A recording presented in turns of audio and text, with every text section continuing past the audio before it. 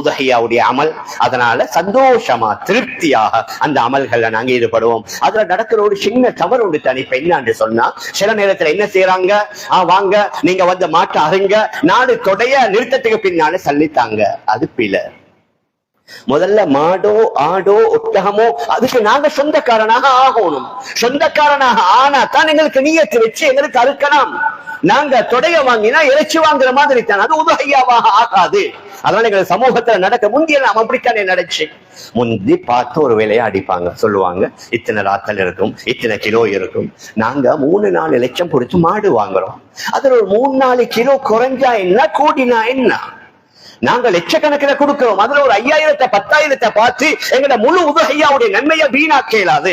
எங்கட சமூகத்துல பொதுவாக நடக்கிறது என்ன, ஒரு அந்த மிருகத்தை விற்கிறவர் சொல்லுவாரு, ரைட் நீங்க வந்து எடுத்துக்கொண்டு போங்க, நீங்க அருங்க, அடுத்த பிறகு 4 தொடை நாங்க நிறுக்கிறோம், எத்தனை கிலோ எத்தனை ராத்தல் வருதோ நீங்க சல்லியை தந்துட்டு போங்கன்றது இயலாது.